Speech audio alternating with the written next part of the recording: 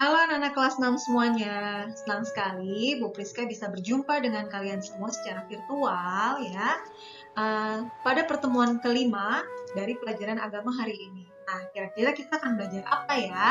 Jangan lupa untuk selalu melihat PPT ini slide demi slide ya. Jadi jangan cepat-cepat untuk segera mau selesai. Kenapa? Karena kamu akan ketinggalan informasi. Oke? Nah, jangan lupa slide demi slide itu sudah ada petunjuknya ya atau kegiatan yang akan kita lakukan. Jadi, kalian harus betul-betul mengikutinya dengan benar ya dan harus semangat untuk mengikuti pelajaran agama pada kali ini. Oke?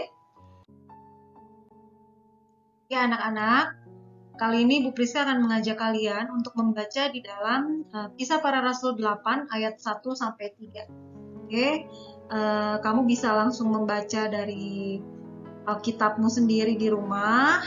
Bisa juga kamu membaca yang ada di dalam yang ada pada layar ini ya, kita baca. Saulus juga setuju bahwa Stefanus mati dibunuh. Penganiayaan terhadap jemaat di Yerusalem. Pada waktu itu mulailah penganiayaan yang hebat terhadap jemaat di Yerusalem. Mereka semua, kecuali rasul-rasul, tersebar ke seluruh daerah Yudea dan Samaria. Orang-orang saleh menguburkan mayat Stefanus serta meratapinya dengan sangat. Tetapi Saulus berusaha membinasakan jemaat itu dan ia memasuki rumah demi rumah dan menyeret laki-laki dan perempuan keluar dan menyerahkan mereka untuk dimasukkan ke dalam penjara.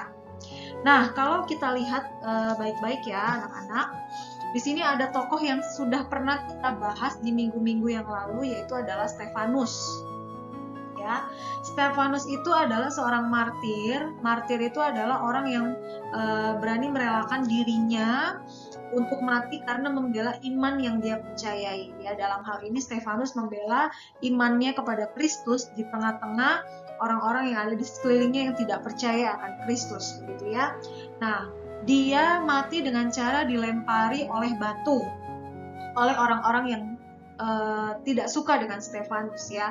Kalau kamu sudah membacanya di Kisah Para Rasul yang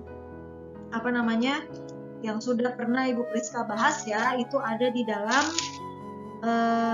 Kisah Para Rasul 6 ayat 8 sampai 15.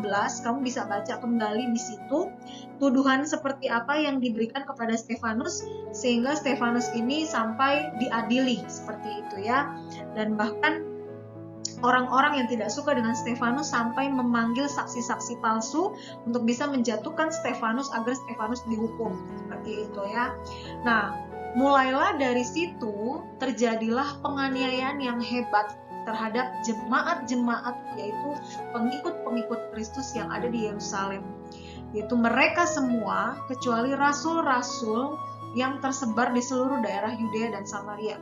Rasul-rasul yang tersebar ke seluruh daerah Yudea dan Samaria ini adalah rasul-rasul yang sedang memberitakan Injil, ya, menjadi saksi Kristus di daerah Yudea dan Samaria. Mereka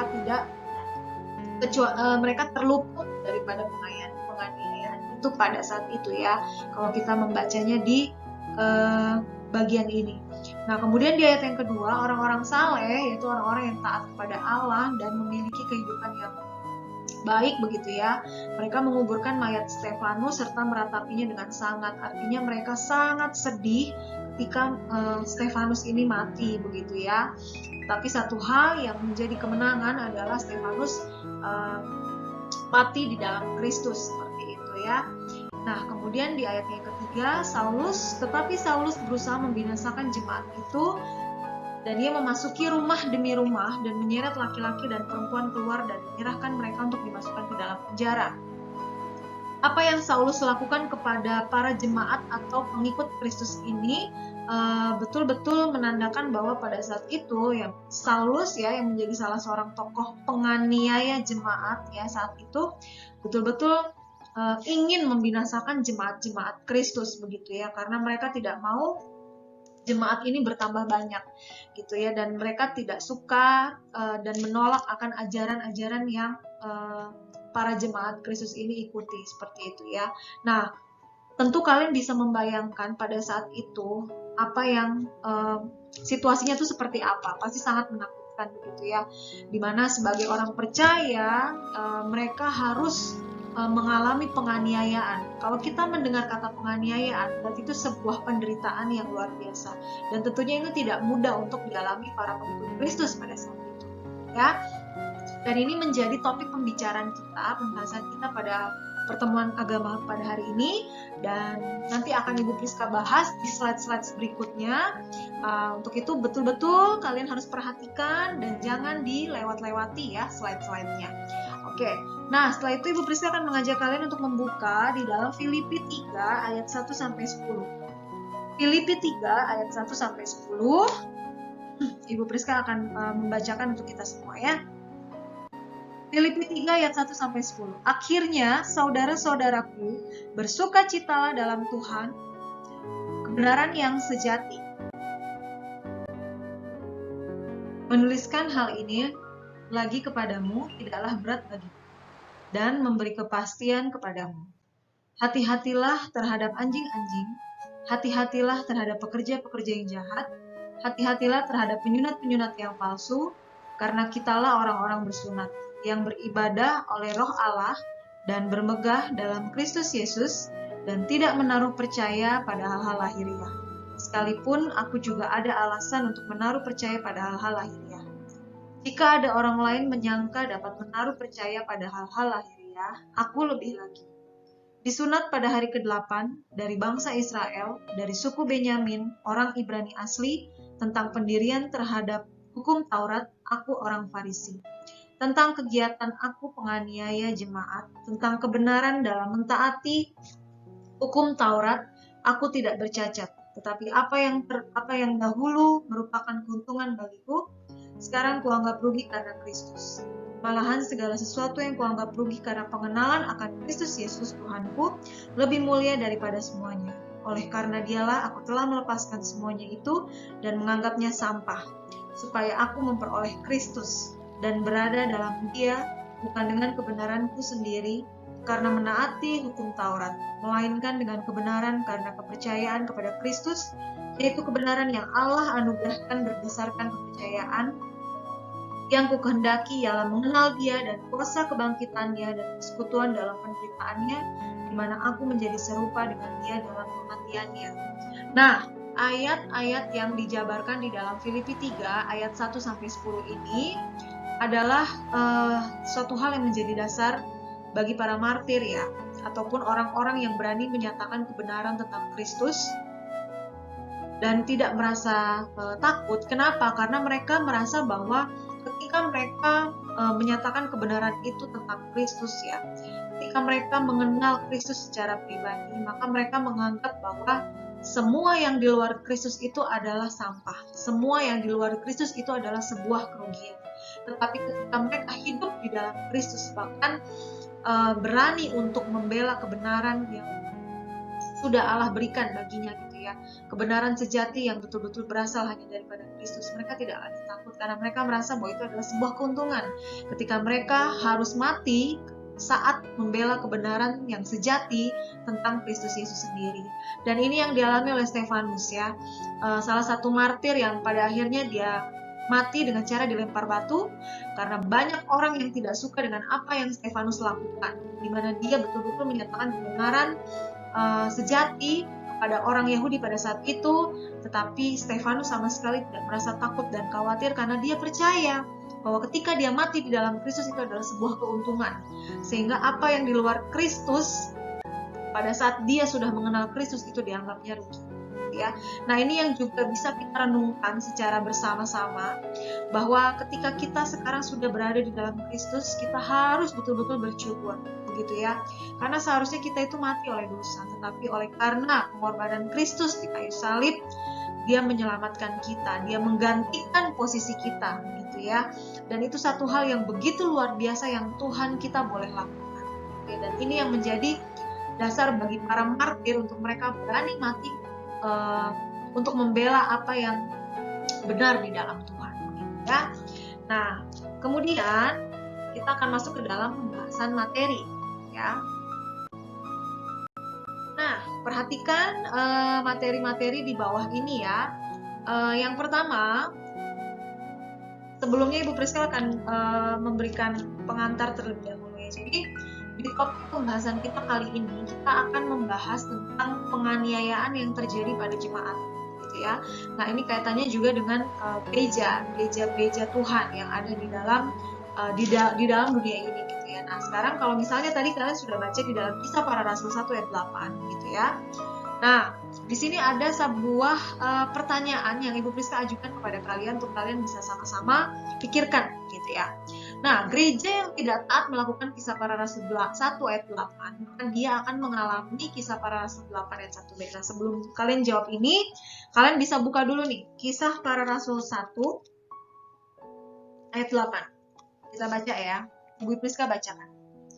Tetapi kamu akan menerima kuasa kalau Roh Kudus turun ke atas kamu, dan kamu akan menjadi saksiku di Yerusalem dan di seluruh Yudea dan Samaria dan sampai ke ujung bumi. Ya.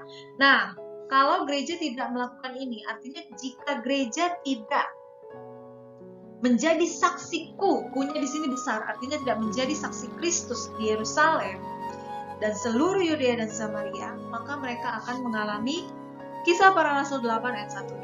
Kita buka Kisah Para Rasul 8 ayat 1b. Sudah?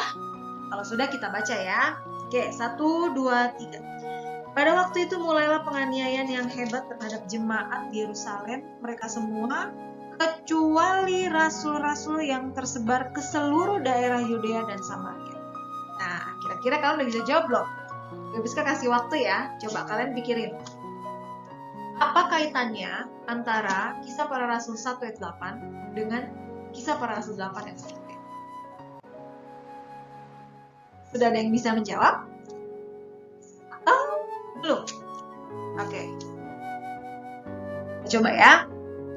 Nah, kalau kita lihat lagi dalam Kisah Para Rasul 1 ayat 8, ya, itu mengingatkan kepada kita semua bahwa menjadi saksi Kristus itu merupakan panggilan bagi semua orang percaya tanpa terkecuali. Nah, atas dasar kebenaran ini, maka tidak ada alasan bagi orang percaya untuk tidak bersaksi bagi Kristus, ya. Nah, bersaksi bagi Kristus itu bukan hanya kita berkhotbah, ya. Tapi bersaksi bagi Kristus itu kita juga bisa membagikan kehidupan kita kepada orang lain. Bagaimana Tuhan begitu baik memelihara kehidupan kita. Nah, kita bisa berbagi kepada orang lain. Maka melalui ayat ini, Ibu Priska juga mau menghimbau kalian semua untuk bisa bersaksi untuk keluarga kalian di dalam lingkungan kalian masing-masing, gitu ya. Bagaimana Kristus sudah berbuat baik dan memelihara kehidupan kalian. Kalian harus bisa bersaksi buat orang tua kalian, untuk orang-orang yang ada di sekeliling kalian, gitu ya. Nah, untuk itu, jika gereja atau jemaat yang tidak menjadi saksi Kristus, mereka akan mengalami penganiayaan yang hebat pada saat itu, ya. Kecuali mereka yang tersebar ke seluruh Yudea dan Samaria. Artinya yang tersebar di sini adalah mereka yang menjadi saksi Kristus, mereka yang memberitakan Injil, ya. Nah, jadi yang Ibu Priska mau sampaikan pada saat ini adalah mari kita sama-sama belajar untuk menjadi saksi-saksi Kristus dimanapun kita berada, di rumah kita, di gereja, di lingkungan tempat kita tinggal, ya. Kita belajar untuk bisa menjadi saksi buat keluarga kita menjadi saksi bagi Kristus, begitu ya. Bagaimana ketika kita melihat sesuatu yang tidak benar, melihat sesuatu yang tidak sesuai dengan apa yang Kristus inginkan, kita harus bisa berani berkata tidak, gitu ya. Jangan pernah kita berkompromi dengan dosa. Kenapa? Karena kita akan terus jatuh di dalam dosa.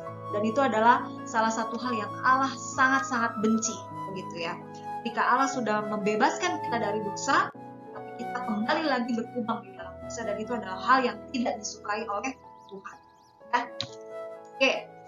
Yang kedua, nah, kira-kira kalau kamu udah baca nih di Kisah Para Rasul 8 ayat 1-3 yang tadi kita sebelumnya baca. Nah, sekarang Ibu Priska mau tanya, kira-kira siapa tokoh yang ada di dalam penganiayaan jemaat itu? Atau siapa tokoh yang menganiaya jemaat-jemaat di Kisah Para Rasul 8 ayat 1-3? Ada yang bisa jawab? Huruf depannya S. 1, 2, 3. Kita lihat jawabannya ya. Ya, Saulus, ya. Nah, siapakah Saulus itu? Nanti kita akan belajar secara lebih dalam di pertemuan-pertemuan berikutnya tentang tokoh Saulus, begitu ya. Ibu Priska kasih singkat saja ya. Nah, jadi tokoh Paulus itu di dalam Kisah Para Rasul 8 ayat 1-3 ini, dia berusaha untuk bisa membinasakan jemaat-jemaat itu ya. Nah, dengan cara dia memasuki rumah demi rumah dan menyeret laki-laki dan perempuan keluar dan menyerahkan orang-orang itu atau jemaat-jemaat pengikut Kristus itu ke dalam penjara. Ya, jadi tokoh penganiayaan jemaat yang kalian baru baca di Kisah Para Rasul 8 ayat 1-3 itu adalah Saulus ya. Berikutnya, nah, coba kalian pikirkan ya, apa alasan mereka untuk menganiaya para jemaat-jemaat itu? Apakah jemaat-jemaat ini karena melakukan kejahatan? Atau merugikan sesuatu sehingga Saulus dan para teman-temannya ini ya, atau pengikut-pengikutnya Saulus ini mencari pengikut Kristus dan menghabisi pengikut Kristus dengan cara membunuh, dengan cara dimasukkan ke dalam penjara. Kira-kira apa alasannya ya? Ada yang tahu? Oke, kita lihat ya. Yang pertama, karena pada saat itu jumlah pengikut Kristus semakin banyak. Tentunya hal ini sangat ditakuti oleh orang-orang yang membenci pengikut Kristus, yaitu si Saulus ini ya. Karena mereka takut, wah, kalau mereka tetap hidup, maka pengikut Kristus akan semakin banyak. Mereka tidak suka gitu ya, sehingga mereka mengambil cara, yaitu dengan cara menghabisi dan membinasakan para pengikut Kristus itu. Nah, yang kedua, karena mereka benci kepada Yesus Kristus. Kenapa mereka benci kepada Yesus Kristus? Karena Yesus Kristus, menurut mereka, Yesus menganggap dirinya adalah sebagai Allah.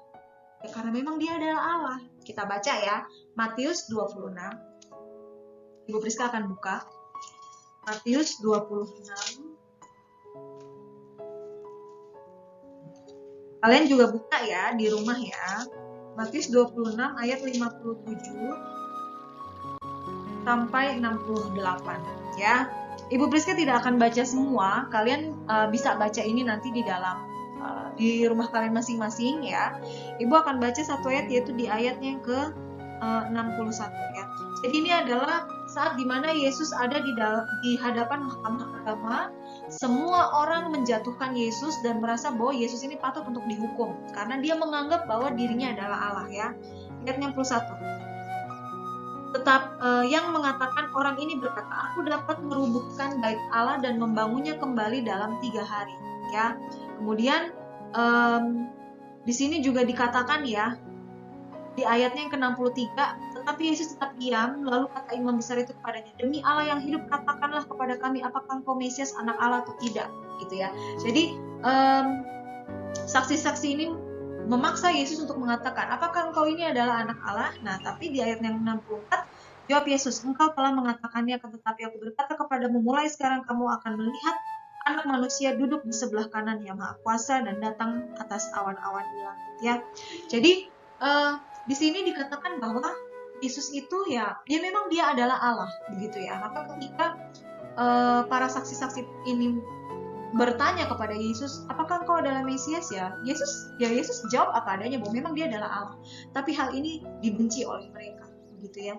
Mereka membenci Yesus karena mereka merasa bahwa apakah betul seorang Mesias itu datang dalam rupa Yesus?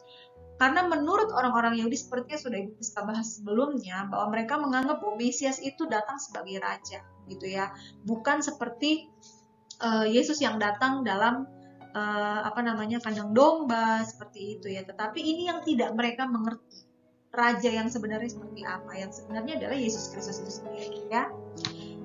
Yang keempat, apakah orang-orang yang menganiaya para jemaat ini layak mendapat pengampunan dari Allah? Sekarang Ibu Priska mau tanya sama anak-anak ya. Kalau misalnya ada orang yang melakukan hal yang tidak benar ataupun mereka memukul, misalnya kamu memukul adikmu, biasanya yang dihukum siapa? Adikmu atau kamu? Ya, kamu ya, karena kamu yang memukul adik kamu. Nah sekarang pertanyaannya, orang-orang yang tadi menganiaya para jemaat, mereka layak nggak untuk dapat pengampunan? Kira-kira seperti apa jawabannya? Kita lihat ya. Tuhan memberikan pengampunan kepada orang-orang yang, kalian harus garis bawah ini, percaya dan menerima Kristus sebagai Tuhan dan Juru Selamat baginya. Ya, kita begitu sangat bersyukur. Hanya percaya dan menerima Kristus, iya. Maka kita selamat, iya. Itu adalah satu jaminan yang Tuhan berikan buat kita. Tapi apakah percaya dan menerima Kristus ini adalah hal yang mudah? Kalau kita hanya bilang percaya, tetapi kita tidak melakukan itu, maka itu sama saja no. Ya.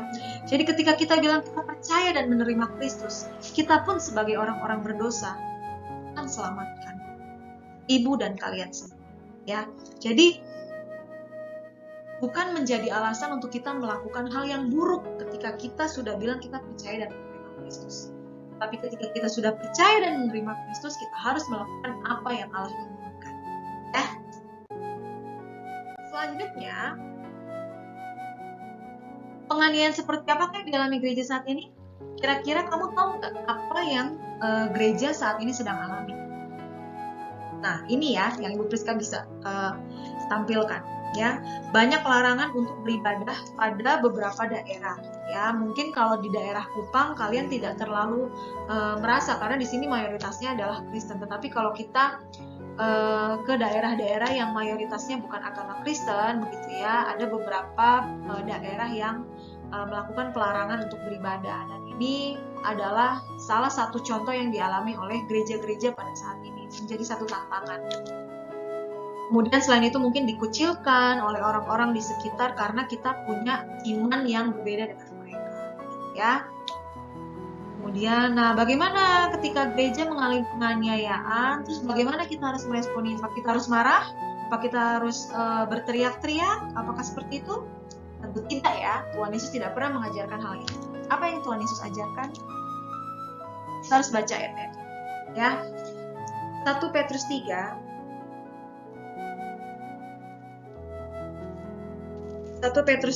ayat 14 sampai 18.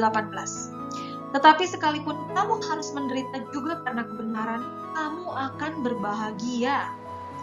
Sebab itu janganlah kamu takuti apa yang mereka takuti dan janganlah gentar. Tetapi kuduskanlah Kristus di dalam hatimu sebagai Tuhan, dan siap sedialah pada segala waktu untuk memberi pertanggungan jawab kepada tiap-tiap orang yang meminta pertanggungan jawab dari kamu tentang pengharapan yang ada padamu. Tetapi haruslah dengan lemah lembut dan hormat, dan dengan hati nurani yang murni, supaya mereka yang memfitnah kamu karena hidupmu yang saleh dalam Kristus menjadi malu karena fitnahan mereka. Sebab lebih baik menderita karena berbuat baik jika hal itu dikehendaki Allah, daripada menderita karena berbuat jahat. Sebab juga Kristus telah mati sekali untuk segala dosa kita, Ia yang benar untuk orang-orang yang tidak benar, supaya Ia membawa kita kepada Allah. Ia yang telah dibunuh dalam keadaannya sebagai manusia, tetapi yang telah dibangkitkan menurut Roh. Ya, lalu 1 Petrus 4 ayat 19.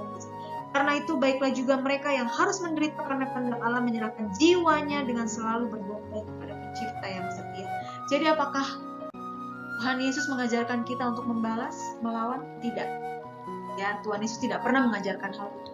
Justru Tuhan bilang kita harus tetap hidup saleh. Kita harus bisa lemah lembut, kita tetap harus bisa hormat, dan yang paling kita harus percayai adalah bahwa setiap penganiayaan yang boleh gereja-gereja alami saat ini itu adalah kehendak Allah, supaya kuasa Allah dinyatakan di tengah-tengah orang yang tidak mengenal Kristus.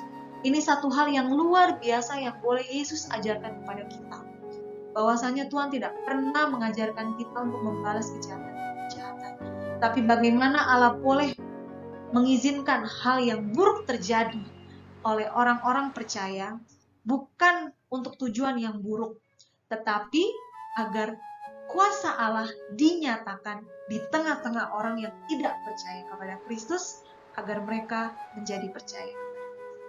Luar biasa ya anak-anak ya.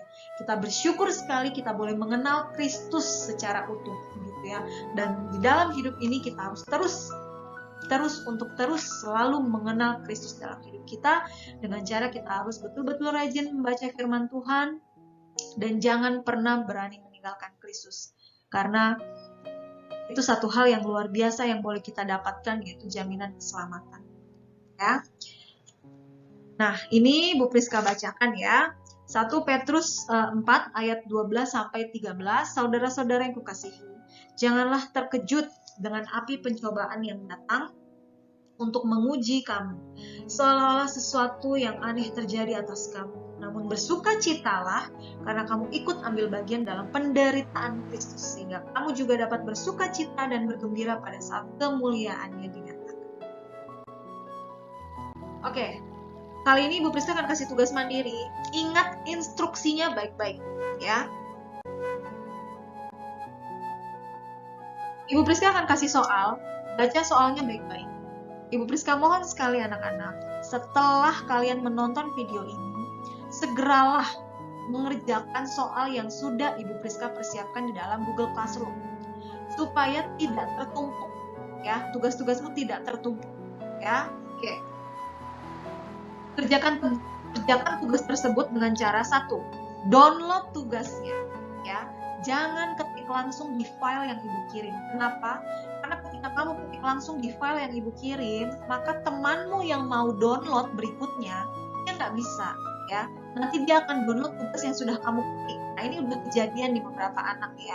Jadi tolong jangan ketik langsung di situ, tapi kamu download dulu. Ya, kamu download dulu. Setelah itu baru kamu bisa ketik jawabannya di kertas yang sudah kamu download, di file, maksudnya di file yang sudah kamu download. Bisa juga setelah itu kamu print dan kamu simpan dalam folder. Kalau kamu tidak punya printer, kamu bisa tulis atau kerja di buku tulis agama. Oke? Nah, itu terdiri dari 4 soal, tapi di bagian atas itu ada titik-titik juga yang harus kamu isi. Jadi betul-betul diisi dengan benar dan lengkap. Semua pertanyaan bisa kamu jawab kalau kamu memperhatikan video ini, ya. Tugas ini tidak perlu diupload, tapi akan dibahas ya saat tatap muka Zoom jam 11:30 ya. Jadi kalian harus kerjakan tugas tersebut sebelum jam 11:30 ya. Tolong on time, tolong disiplin. Paham ya, kelas 6. Tatap muka ini akan dimulai jam 11:30, tapi sebelum jam 11:30 sekitar jam 11:20 Ibu Priska sudah akan buka linknya ya. Mohon kalian bisa bergabung tepat waktu sesuai dengan link Zoom meeting yang Ibu bagikan di Google Classroom, dan pada hari Senin Ibu akan kirim lagi melalui WA grup wali kelas ya.